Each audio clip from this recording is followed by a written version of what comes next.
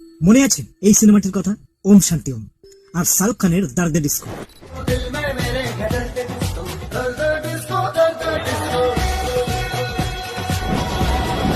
সাধারণত বলিউডে female item song রাখা হয়, কিন্তু শাহরুখ খান প্রথমবার সাহস করে মেল আইটেম সং বানানো। হ্যাপি নিউ ইয়ার সিনেমার প্রথম স্ক্রিপ্ট রিজেক্টের পর শাহরুখ খান এই সিনেমার কাজ হাতে নেন। মূলত হ্যাপি নিউ ইয়ার সিনেমার মাধ্যমেই দীপিকা ম্যাডামের প্রথম বলিউডে অভিষেকের কথা ছিল, কিন্তু পরে সেটা আর হয়নি। সিনেমার বিভিন্ন জায়গা জুড়ে বলিউডের প্রায় 60 জনের বেশি তারকার কেমিও ছিল, স্পেশালি এই গানটিতে।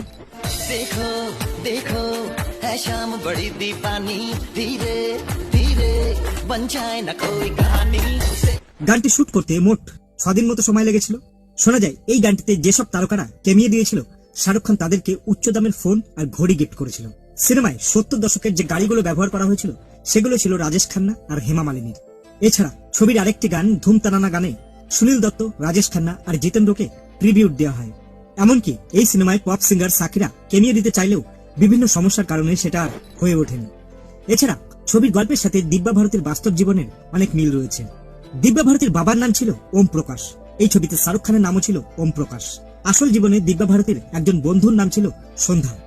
এই সিনেমায় দীপিকার ক্যারেক্টারের নামও ছিল সন্ধ্যা। শুধু তাই নয়, দিব্যা ভারতীর সাথে প্রডিউসার সাজিদ নাদিয়াদওয়ালার যে গোপন বিয়ের ব্যাপারটা, সেটাও ওম শান্তি ওমে হুবহু দেখানো হয়।